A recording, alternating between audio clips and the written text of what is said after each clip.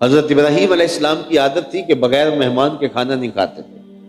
ایک دن کھانا کھانے بیٹھے تو مہمان کو ساتھ بٹھایا تو کہا اللہ کے نام سے شروع کرو، تو وہ کہنے لگا میں تو اللہ کو نہیں مانتا۔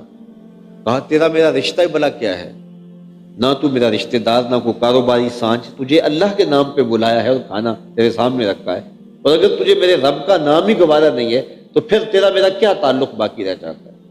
اس نے کہا کہ میں چند ٹکڑوں کے لیے، چند لقموں کے لیے اپنے بتوں کا نام نہیں چھوڑوں گا، تیری مرضی ہے، مجھے نہیں کھانا دینا تو نہ دو، میں اپنے بتوں سے بے وفائی نہیں کر سکتا۔ حضرت ابراہیم نے کہا اگر تو اپنے بتوں کے ساتھ اتنا وفادار ہے تو ٹھیک ہے، پھر میرے رب کا نام نہیں لے گا تو پھر میرے ساتھ پاس بھی تیرے لیے کچھ نہیں ہے۔ اٹھ کے چلا گیا۔ وہ چلا گیا تو جبریل امین حاضر ہو گئے۔ اے ابراہیم، رب سلام دیتا ہے اور فرماتا ہے تو نے میرا ایک بندہ ناراض کر دیا۔ مالک تیرا بندہ تھا جو تیرا نام لینا بھی گوارا نہیں کرتا تھا۔ کہا اے ابراہیم اس کی عمر کتنی ہوگی؟ مالک کوئی 80 کے قریب ہوگی۔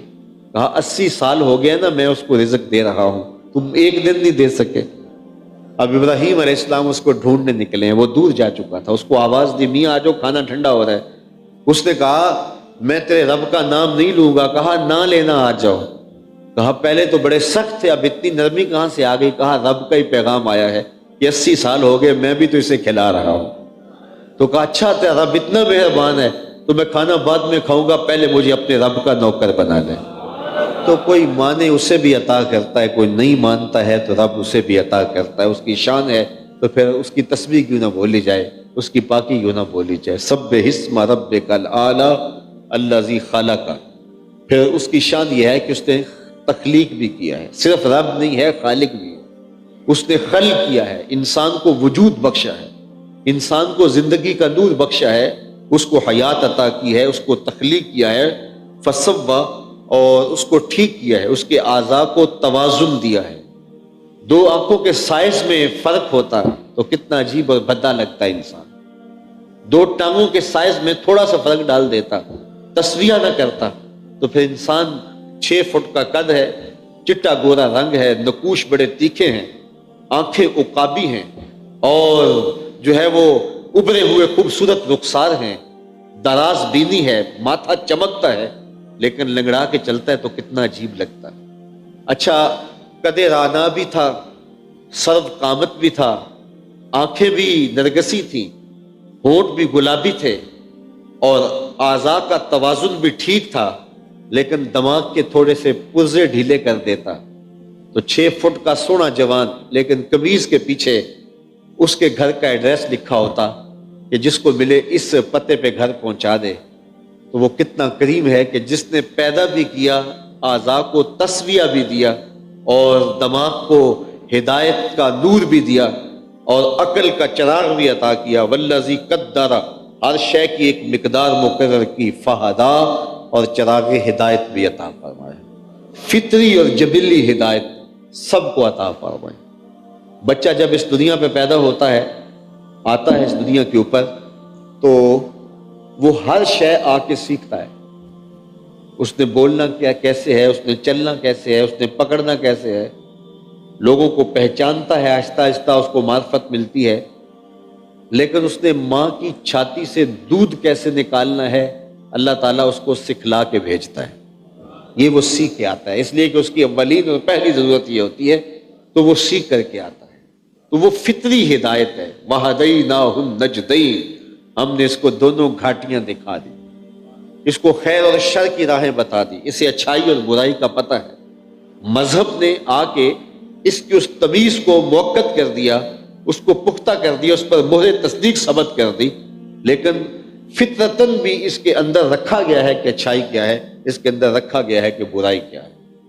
حضور علیہ السلام تشریف فرماتے، ایک صحابی آئے تو پیچھے بیٹھ گئے، وابسہ نام تھا ان کا، تو حضور نے فرمایا وابسہ دور بیٹھ گئے ہو، نیڑے آؤ، تو وہ اٹھے تو قریب آ گئے، فرمایا اور قریب آ جاؤ، وہ اور قریب آئے تو فرمایا اور قریب آ جاؤ، فرماتے ہیں میں اپنے مقدر پہ قربان جاؤں، میں اتنا نیڑے ہوا کہ میرے گھٹنے حضور کے گھٹنوں سے چھونے لگے۔ جب اتنا نیڑے ہوا تو حضور نے مجھے پوچھا وابسہ کوئی سوال پوچھنے آئے ہو؟ میں نے کہا جی حضور میں سوال پوچھنے آیا ہوں۔ کہا جو پوچھو گے تم پوچھو گے یا میں بتاؤں کیا پوچھنے آئے ہو؟ عرض کی اگر آپ بتا دیں پھر تو کمال ہو جائے۔ فرمایا تم خیر اور شر کے بارے پوچھنے آئے، اچھائی کیا ہوتی ہے، برائی کیا ہوتی ہے، یہی سوال ہے نا؟ جی حضور یہی سوال ہے۔ کہا اس کا جواب مجھ سے لینا یا اپنے آپ سے لینا ہے؟ عرض کی جواب آتا ہوتا تو سوال ہی کیوں بنتا۔ فضرب علی صدرہ فقال استفت من قلبک، ان 3 انگلیوں کو جوڑ کے دل والی جگہ پہ مارا، کہا یہ اندر ہی مفتی بیٹھا، اس سے پوچھ لے، یہی بتا دے گا خیر کیا ہے، یہی بتا دے گا شر کیا ہے۔ تو یہ فطری ہدایت ہے جو حضرت انسان کو اللہ تعالیٰ نے عطا فرمائی ہے، فطری ہدایت۔ بلکہ یہ تمیز اللہ نے جانوروں کے سینے میں بھی رکھی ہے۔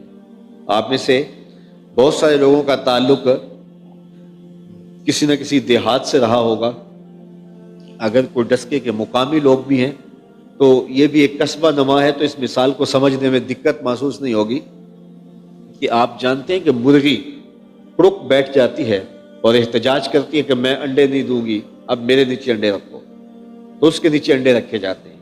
تو بطخ کڑک نہیں بیٹھتی، بطخ کے بچے حاصل کرنے کے لیے بھی انڈے مرغی کے نیچے ہی رکھنے پڑتے ہیں، کیونکہ بطخ پانی کے بغیر رہ نہیں سکتی، تو مرغی کے نیچے بطخ کے انڈے بھی رکھ دیے جاتے ہیں اور مرغی کے انڈے بھی رکھ دیے جاتے ہیں۔ 21 دن تک وہ مرغی ان انڈوں پہ اپنے سینے کی توجہ مبذول کرتی ہے اور حرارت پہنچاتی ہے۔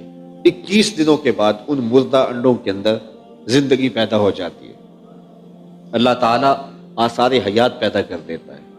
یہاں میں ایک جملہ کہا کرتا ہوں کہ اگر مردہ انڈوں پہ مرغی توجہ دے تو وہاں زندگی کے آثار نمودار ہو جاتے ہیں، اور اگر شیخ کامل اپنے مرید کے بیضہ دل پہ توجہ دے تو وہاں آثار حیات کیوں نمودار نہیں ہو سکتے۔